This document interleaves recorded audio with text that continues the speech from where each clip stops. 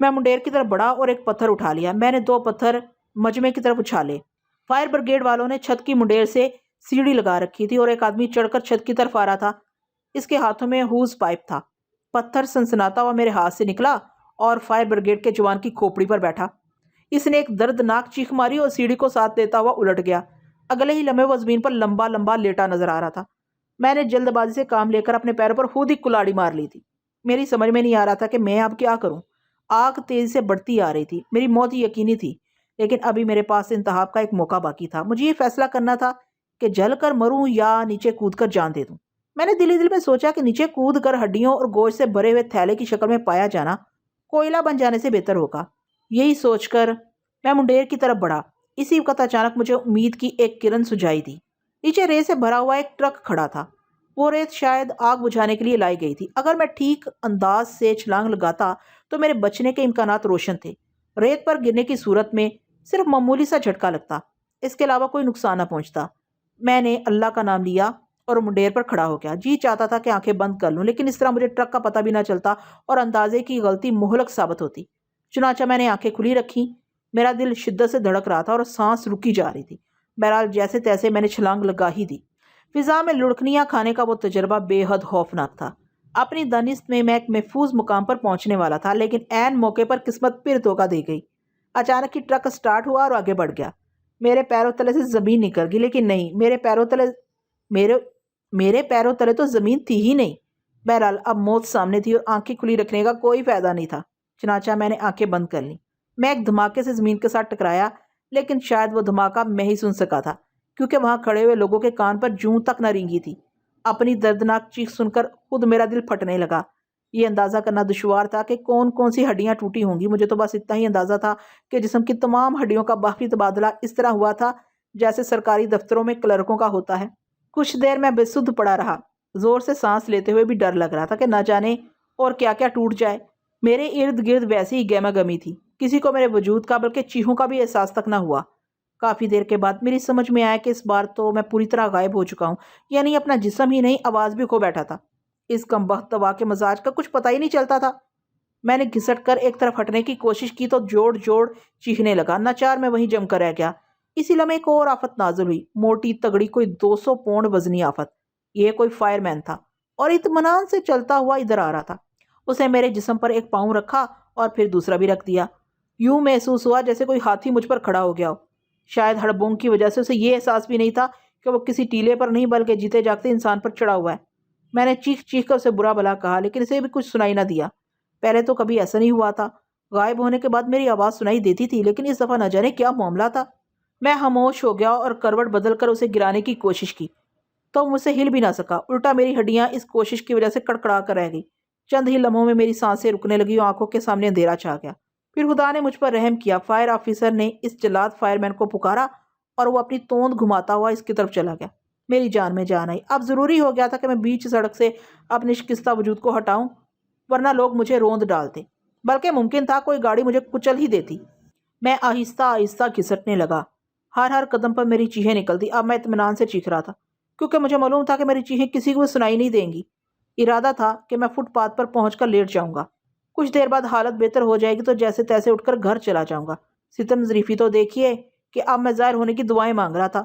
اسی میں میری نجات تھی۔ میں عجیب گورکھ دھندے میں پھنس گیا تھا۔ غائب ہونا چاہتا تھا تو حاضر رہتا، اور حاضر ہونا چاہتا تھا تو غائب ہو جاتا۔ ایسا لگتا تھا کہ لفظ دوا میں مونس ہونے کی وجہ سے عورت پن بلکہ بیوی پن بہت شدید ہے۔ وہ ہمیشہ میری خواہش کے برعکس اثر دکھاتی ہے۔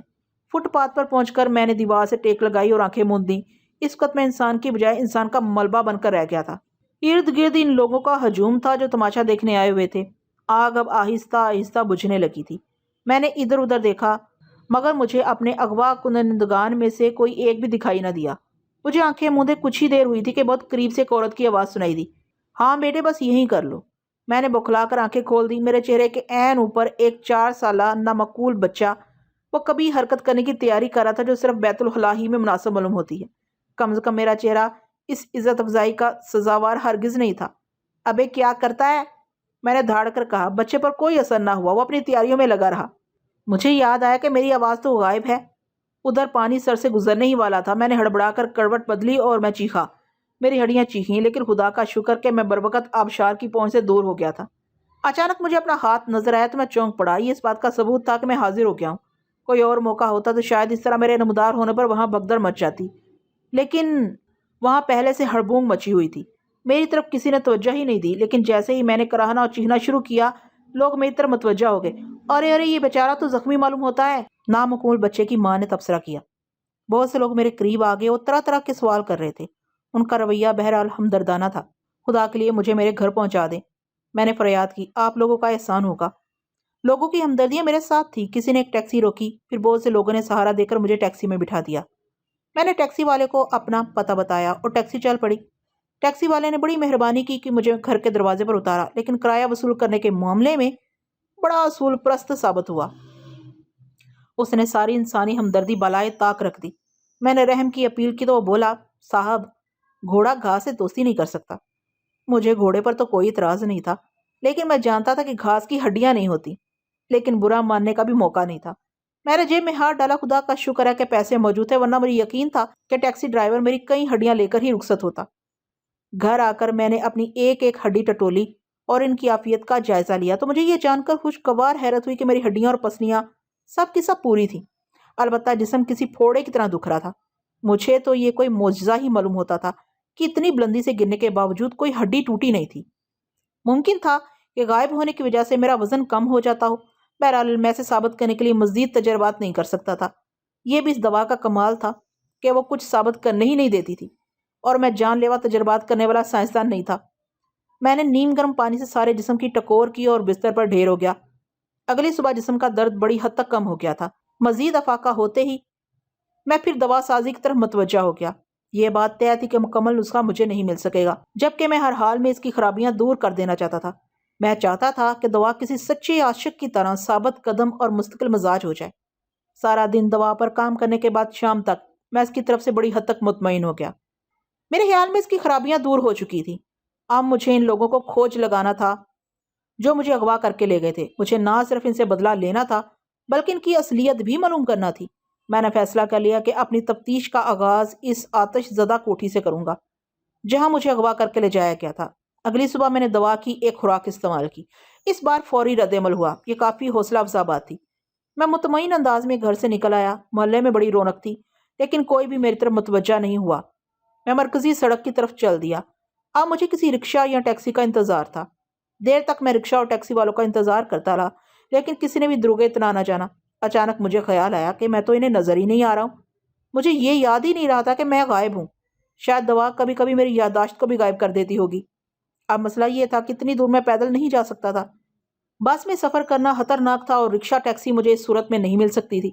مجھے خود پر غصہ آنے لگا۔ ہونا تو یہ چاہیے تھا کہ میں دوا کو ساتھ لے کر گھر سے نکلتا اور اپنی منزل پر پہنچ کر اسے استعمال کرتا، لیکن اس صورت میں واپسی مسئلہ بن جاتی۔ بہرحال اب تو میں گھر سے نکل ہی آیا تھا، اس لیے فٹ پاتھ پر چلتا ہوا ایک چوراہے پر پہنچ گیا۔ اس وقت سرخ بتی کی وجہ سے ٹریفک رکا ہوا تھا۔ ایک خالی رکشہ دیکھا تو میں تیز سے لپکا اور رکشہ میں بیٹھ گیا۔ رکشے کو جھٹکا لگا تو ڈرائیور نے حیرت سے مڑ کر دیکھا، پھر مطمئن ہو کر سگنل کی طرف متوجہ ہو گیا۔ بتی سبز ہوئی تو رکشہ چل پڑا۔ سواری کا مسئلہ تو حل ہو گیا تھا، لیکن ایک اور مسئلہ کھڑا ہو گیا۔ ضروری نہیں کہ رکشہ اسی طرف جاتا جدھر مجھے جانا تھا۔ اب یہی ایک صورت تھی کہ میں سواریاں بدلتا رہوں۔ اس میں یقیناً دیر لگتی، لیکن کوئی اور حل بھی تو نہیں تھا۔ اچانک دو موٹی موٹی عورتوں نے رکشہ روکا اور اس جگہ چلنے کے لیے کہا جہاں مجھے جانا تھا۔ میں بہت خوش ہوا کہ قسمت میرا ساتھ دے رہی ہے۔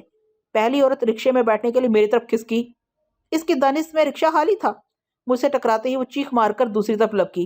اس میں تو پہلے سے کوئی بیٹھا ہوا ہے، اس نے لرزتی ہوئی آواز میں کہا۔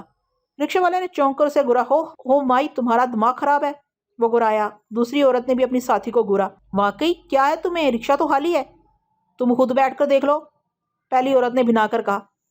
میں صورتحال سے بوکھلا گیا تھا۔ دوسری عورت رکشہ میں بیٹھنے لگی تو میں دوسری طرف سے اتر گیا۔ ظاہر ہے دوسری عورت کو رکشہ خالی ملا۔ اس نے پہلی عورت کو برا بھلا کہتے ہوئے رکشے میں بیٹھنے کے لیے کہا۔ پہلی عورت کے بیٹھتے ہی رکشہ چل پڑا اور میں سڑک پر کھڑا ہاتھ ملتا رہ گیا۔ کچھ دیر کے بعد میں پھر چوراہے کی طرف بڑھ گیا۔ اس دوران میں اس مسئلے کا حل بھی سوچنے کی کوشش کرتا رہا، لیکن میری سمجھ میں کچھ نہیں آ رہا تھا۔ چوراہے سے میں پھر ایک خالی رکشے میں بیٹھ گیا۔ اس بار میں نے یہ احتیاط کی کہ سیٹ پر بیٹھنے کی بجائے سیٹ کے اوپر بیٹھا تھا اور پاؤں رکشے کے پیچھے ٹکا لیے تھے۔ پہلی عورت کے بیٹھتے ہی رکشہ چل پڑا اور میں سڑک پر کھڑا ہاتھ ملتا رہ گیا۔ کچھ دیر بعد پھر چوراہے کی طرف بڑھ گیا۔ اس دوران میں اس مسئلے کا حل بھی سوچنے کی کوشش کرتا رہا، لیکن میری سمجھ میں تو کچھ نہیں آ رہا تھا۔ چوراہے سے میں پھر ایک خالی رکشے میں بیٹھ گیا۔ اس بار میں نے یہ احتیاط کی کہ سیٹ پر بیٹھنے کی بجائے سیٹ کے اوپر بیٹھا تھا اور پاؤں رکشے کے پیچھے ٹکا لیے تھے۔ کافی دیر رکشہ یوں ہی چلتا رہا، پھر ایک سواری مل گئی۔ وہ ایک دبلا پتلا مرد تھا جو ایک کونے میں سمٹ کر بیٹھ گیا۔ اس کے باوجود میں نے احتیاط کا دامن ہاتھ سے نہ چھوڑا۔ وہ شخص شادمند کالونی اتر گیا۔ وہاں سے میری منزل صرف 1 میل دور تھی۔ رکشے والے کو اسی طرف جاتے دیکھ کر مجھے لالچ آ گیا۔ میں رکشے ہی میں بیٹھا رہا۔ پھر میری منزل گزر گئی۔ رکشہ رکنے کا نام ہی نہیں لے رہا تھا۔ جی میں آئی کہ اسے رکشہ روکنے کے لیے کہوں، لیکن اس ڈر سے بھی خاموش رہا کہ وہ بوکھلا کر رکشہ کسی چیز سے ٹکرانا دے۔ میں تنبہ تقدیر ہو کر بیٹھا رہا اور رکشہ چلتا رہا۔ کافی آگے جا کر پھر ایک شخص نے اشارے سے رکشہ رکوایا اور مجھے اترنے کا موقع ملا، لیکن اس وقت تک میں اپنی منزل سے 2 میل آگے آ چکا تھا۔ دھوپ بہت تیز تھی اور مجھے 2 میل پیدل چلنا تھا۔ میں زیر لب نہ جانے کس کو برا بھلا کہتا ہوا پیدل چل پڑا۔ مطلوبہ عمارت تک پہنچتے پہنچتے میری حالت تباہ ہو گئی۔ میں پسینے سے شرابور تھا۔ عمارت کے سامنے ایک درخت تھا۔ میں کچھ وقت آرام کرنے کے ارادے سے اس کے سائے میں کھڑا ہو گیا۔ وہیں کھڑے کھڑے میں نے عمارت کا جائزہ لیا۔ نچلی منزل آگ سے بری طرح متاثر ہوئی تھی، البتہ اوپری منزلیں قدرے بہتر حالت میں تھیں۔ عمارت پر ایسا سناٹا طاری تھا جیسے وہاں کسی زی روح کا نام و نشان تک نہ ہو۔ کچھ دیر بعد میں بلا جھجک کوٹھی میں گھس گیا۔ مجھے یقین تھا کہ یہاں سے مجھے ان لوگوں کا کوئی نہ کوئی سراغ ضرور مل جائے گا۔ نچلی منزلوں کے کمروں کی حالت تباہ تھی۔ ہر چیز جل کر راکھ ہو چکی تھی۔ نچلی منزل کی تلاشی کے دوران میں سوچا کہ معلوم نہیں یہ عمارت کس کی ملکیت ہے۔ اصولاً مجھے سب سے پہلے یہی بات معلوم کرنا چاہیے تھی۔ میں نے اپنا کام جاری رکھا، لیکن وہاں تلاشی کے سلسلے میں کچھ بھی تو باقی نہیں بچا تھا۔ میں اوپر جانے والے زینوں کی طرف بڑھ گیا۔ ریلنگ کا نام و نشان مٹ چکا تھا۔ سیڑھیاں بھی سیاہ ہو چکی تھیں۔ میں ان پر پاؤں رکھتا ہوا اوپر پہنچ گیا۔ پہلی منزل بالکل خالی تھی۔ اب تک اس کوٹھی میں مجھے ایک بھی متنفس دکھائی نہیں دیا تھا۔ میں نے پہلی بار آواز سنی۔ آواز بہت ہی مدھم تھی اور اوپر سے آتی ہوئی محسوس ہوتی تھی۔ میں دوسری منزل پر جا پہنچا۔ اس دفعہ اس آواز نے واضح نشاندہی کی تھی۔ میں اس کمرے کی طرف بڑھ گیا جہاں سے آواز آتی محسوس ہوئی تھی۔ اندر کوئی دھیرے دھیرے کراہ رہا تھا۔ میں نے دروازے کے لٹو پر ہاتھ رکھا۔ دروازہ غیر مقفل تھا۔ میں نے دروازہ کھول دیا۔ یہ کمرہ آگ سے محفوظ رہا تھا، لیکن اس میں فرنیچر نام کی کوئی بھی چیز نہیں تھی۔ فرش پر قالین بچھا ہوا تھا اور دیوار کے پاس ایک شخص بندھا پڑا تھا۔ وہی کراہ رہا تھا۔ نہ جانے وہ کون تھا اور اس طرح اسے باندھ کر وہاں کیوں ڈال دیا گیا تھا۔ ایسا لگتا تھا کہ آگ کی افراتفری میں سے قید کرنے والے سے بھول گئے تھے۔ اس کی حالت خاصی خراب تھی۔ تم کون ہو بھائی؟ میں نے اس کے قریب جا کر کہا۔ میری آواز سن کر اس نے پہلو بدلا، لیکن کمرہ خالی دیکھ کر اس کے چہرے پر خوف کے سائے منڈلانے لگے۔ میں سمجھ گیا کہ اس بار میری آواز غائب نہیں ہوئی ہے۔ اب الجھن یہ تھی کہ اسے وہاں سے کس طرح نکالا جائے۔ اگر میں بندشیں کھول کر اسے آزاد کرتا تو خود بخود رسیاں کھلنے کا منظر دیکھ کر اس کی حرکت قلب بھی بند ہو سکتی تھی۔ یوں بھی وہ کچھ اچھی حالت میں نہیں تھا۔ میں اسے اٹھا کر باہر نکالتا تو وہ بیچارہ خود کو ہلا میں متحرک پا کر خوف سے مر جاتا۔ ویسے بھی میں ہرکولیس تو تھا نہیں، جبکہ وہ خستہ حال شخص خاصا بھاری بھرکم تھا۔ اتنی وزنی مصیبت سے مجھے پہلے کبھی پالا نہیں پڑا تھا۔ میں نے سوچا کہ مجھے کسی مرئی شخص کو اس بیچارے کی مدد پر مجبور کرنا چاہیے۔ کمرے سے نکل کر میں عمارت سے باہر آ گیا۔ سامنے والے درخت کے قریب مجھے ایک ہٹا کٹا آدمی کھڑا دکھائی دیا۔ اس کی نگاہیں عمارت پر جمی ہوئی تھی۔ اس کا جثہ دیکھ کر مجھے یقین ہو گیا کہ وہ میری بات سن کر بے ہوش نہیں ہوگا۔ میں اس کی طرف بڑھا اور نہایت اطمینان سے اس کا کندھا تھپتھپایا۔ اس نے بوکھلا کر چاروں طرف دیکھا، پھر خوف سے اس کے ہونٹ کانپنے لگے۔ میں نے دوسری بار تھپکی دی تو اس کے اوسان ہتا ہو گئے۔ اس نے بھاگنا چاہا، لیکن میں نے اڑنگا مار کر اسے وہیں گرا دیا۔ وہ مزید بوکھلا گیا۔ گھبراؤ نہیں، میں نے نرم لہجے میں کہا۔ اس لیے مجھے احساس ہوا کہ میری آواز نہیں ہے۔ آواز بہت بھاری تھی۔ میں خود بھی خوف زدہ ہو گیا۔ میں تمہیں کوئی نقصان نہیں پہنچاؤں گا، میں نے اپنے ہونٹوں کو انگلیوں سے ٹٹولتے ہوئے کہا۔ آواز تو اجنبی تھی، لیکن ہونٹ میرے ہی متحرک تھے۔ دوا نے اس بار شاید کچھ اور ہی رنگ دکھایا تھا۔ کھڑے ہو جاؤ، میں نے اسے کہا۔ وہ اٹھا اور اس نے فوراً ہی بھاگنے کی کوشش بھی کر ڈالی، لیکن میں نے اس کی گردن پر ہاتھ ڈال دیا۔ مارے خوف کے اس کا رنگ سفید پڑ گیا، لیکن آدمی جیدار تھا، بے ہوش نہیں ہوا۔ اگر تم نے بھاگنے کی کوشش کی تو گردن توڑ دوں گا، میں نے اس کی گردن کو جھٹکا دیتے ہوئے کہا۔ اس کی گردن جسم کی مناسبت سے موٹی تھی۔ اگر میں حاضر ہوتا تو اس کے ہاتھوں میری چٹنی بن گئی ہوتی۔ میں نہیں بھاگوں گا، اس نے ہکلاتے ہوئے کہا۔ پھر اس نے زور زور سے آیت الکرسی پڑھنا شروع کر دی۔ احمق، آیت الکرسی پڑھنے سے میں بھاگ نہیں جاؤں گا، میں نے اسے ڈانٹا۔ اب چپ ہو جاؤ ورنہ گلا گھونٹ دوں گا۔ وہ بوکھلا کر چپ ہو گیا، لیکن اس کے ہونٹ اب بھی لرز رہے تھے۔ مجھے اس کی حالت پر رحم آنے لگا۔ تمہیں میرا ایک کام کرنا ہے، میں نے کہا، اس کی گردن چھوڑ دی۔ یاد رکھو، اگر تم نے بھاگنے یا بے ہوش ہونے کی کوشش کی تو جان سے مار ڈالوں گا۔ نہیں نہیں، میں بالکل ہی بھاگوں گا، اس نے جلدی سے وعدہ کیا۔ تمہارا نام کیا ہے؟ میں نے اس کی حالت سے محظوظ ہوتے ہوئے پوچھا۔ جلدی بتاؤ۔ میرا نام سلطان احمد ہے جی۔ تمہارے خیال میں کون ہو سکتا ہوں؟ آپ جن ہیں جی؟ وہ جلدی جلدی بولنے لگا۔ بلکہ مجھے تو یقین ہے کہ آپ جنوں کے بادشاہ ہیں۔ کیا شان ہے آپ کی جناب، آپ تو جو چیز چاہے کر سکتے ہیں، آپ چاہے تو بنا دیں، آپ چاہے تو بگاڑ دیں۔ آپ کی طاقت بے مثال ہے، آپ یقیناً حسین بھی ہوں گے، جمیل بھی ہوں گے، شکیل بھی ہوں گے، قتیل بھی ہوں گے، باقی اور بس بس بس خاموش رہو، میں نے اسے جھڑک دیا۔ وہ مشینی انداز میں بولے جا رہا تھا۔ وہ سامنے والی عمارت دیکھ رہے ہو؟ میں نے پوچھا۔ جی بہت دیر سے دیکھ رہا ہوں۔ اس کی دوسری منزل کے ایک کمرے میں ایک آدمی بندہ پڑا ہے، جاؤ جا کر اسے رہائی دلاؤ۔ وہ حیران نظر آنے لگا اور اس کے منہ سے یعنی آوازیں نکلنے لگی۔ اب کیا کوئی منتر پڑھنے لگے؟ میں نے اسے ڈانٹتے ہوئے پوچھا۔ نہیں جی، میں تو صرف حیران ہو رہا ہوں۔ عالی جناب کی بصیرت پر سبحان اللہ کیا نظر پائی ہے۔ حیران ہونا چھوڑو اور میرے حکم کی تعمیل کرو، میں نے اسے دھکا دیتے ہوئے کہا۔ وہ کپ کپاتا ہوا عمارت کی طرف بڑھ گیا۔ میں وہیں کھڑا ہوا اس کی واپسی کا انتظار کرتا رہا۔ کچھ دیر کے بعد وہ واپس آیا تو کوٹھی والا قیدی اس کے ساتھ تھا۔ وہ بے حد کمزور معلوم ہو رہا تھا۔ اس نے اپنا سر سلطان نامی شخص کے شانے پر ٹکا رکھا تھا۔ سلطان کے چہرے پر بیک وقت حیرت ہوشی کے تاثرات تھے۔ وہ قیدی کو لیے ہوئے اس درخت کے پاس آ گیا۔ جین صاحب، اس نے ادھر ادھر دیکھتے ہوئے پکارا۔ میں سے لے آیا ہوں جی۔ اب میری بھی ایک التجا ہے۔ کیسی التجا؟ میں نے پوچھا۔ کیا کہنا چاہتے ہو؟ میں اسے یہاں بٹھا کر جا رہا ہوں، اس نے جواب دیا۔ بس ابھی واپس آؤں گا۔ اب مجھے آپ سے ڈر نہیں لگ رہا بلکہ عقیدت محسوس ہو رہی ہے۔ آپ جیسوں کی قربت تو مقدر والوں کو ملتی ہے جن صاحب۔ آپ نے مجھ پر بہت بڑا احسان کیا ہے۔ میں کچھ کہنا چاہتا تھا لیکن وہ اس سے پہلے ہی بھاگ لیا۔ میں قیدی کی طرف متوجہ ہوا۔ اس کی حالت تباہ تھی، اس پر غشی طاری تھی۔ ایسا لگ رہا تھا جیسے اس پر بہت زیادہ تشدد کیا گیا ہو۔ اس کے چہرے سے نقاہت ظاہر ہو رہی تھی۔ ابھی میں اس کا جائزہ لے ہی رہا تھا کہ سلطان واپس آ گیا۔ اس کی سانس پھولی ہوئی تھی۔ وہ بھاگتا ہوا گیا تھا اور بھاگتا ہوا ہی واپس آیا تھا۔ اس کے ایک ہاتھ میں مٹھائی کا ڈبہ تھا اور دوسرے میں اگربتی کا پیکٹ اور ماچس دبی ہوئی تھی۔ یہ تم کیا اٹھا لائے ہو؟ میں نے حیرت سے پوچھا۔ میں آپ کی فاتحہ کا بندوبست کرنے گیا تھا۔ کیوں؟ میں بھنا گیا۔ کیوں فاتحہ پڑھو گے؟ میری اماں بھی پیپل والے جن کی فاتحہ دلواتی تھی۔ ان کا کہنا تھا کہ جب کوئی جن مہربان ہو جائے تو فوراً اس کے نام کی فاتحہ دلوا دینی چاہیے۔ ویسے عالی مرتبت آپ کا نام کیا ہے؟ تمراکیل، میں نے بھنا کر کہا۔ ماشاءاللہ کیا زبردست نام ہے۔ ایسے نام صرف شہنشاہوں کے ہی ہو سکتے ہیں۔ بکواس مت کرو، میں تمہیں یہ سب کچھ نہیں کرنے دوں گا، میں نے دھاڑ کر کہا۔ بس شاہد تمرا نہیں نکلتا، اس نے بڑی بے بسی سے کہا۔ خیر جین بادشاہ میرا دل نہ توڑو، یہ میرا فرض ہے، میں اسے ضرور پورا کروں گا۔ غصے کی شدت سے میری زبان بند ہو کر رہ گئی۔ وہ نامعقول میری فاتحہ ہونے پر تلا ہوا تھا۔ مجھے اس کی یہ حرکت پسند نہیں آئی۔ کچھ دیر پہلے کیسا سہما ہوا تھا اور اب بے تکلف ہوا جا رہا تھا۔ اتنی دیر میں اس نے اگربتیاں سلگا لی تھی۔ مجھے بے ساختہ چھینک آ گئی۔ اگربتی سے الرجی ہے شاید آپ کو؟ وہ بے حد خلوص سے بولا۔ میں کہتا ہوں بند کرو یہ بکواس، میں نے دھاڑ کر کہا۔ وہ اطمینان سے فاتحہ خوانی میں مصروف ہو گیا۔ اس سے فارغ ہو کر اس نے خود ہی مٹھائی بھی کھانا شروع کر دی۔ غاپ گوگا وہ کھاتے ہوئے بولا۔ غاپ کا اسے مٹھائی کھاتے دیکھ کر میرے منہ میں پانی بھر آیا۔ میں مٹھائی کھانے لگا تو اس کا ہاتھ رک گیا اور حیرت سے ڈبے میں سے غائب ہوتی ہوئی مٹھائی کی طرف دیکھنے لگا۔ ذرا سی دیر میں نے ساری مٹھائی صاف کر دی۔ تو آپ بیت الخلا بھی جاتے ہوں گے؟ اس کے لہجے میں بے چارگی تھی۔ واہ، میں نے مٹھائی کھاتے ہوئے کہا۔ پھر اچانک مجھے اس کے سوال میں گستاخی کا احساس ہوا۔ کیا بکواس ہے؟ میں نے مٹھائی کھاتے ہوئے اسے ڈانٹا اور اس کے منہ پر ایک ہاتھ جڑ دیا۔ جزاک اللہ، اس نے نہایت احترام سے کہا۔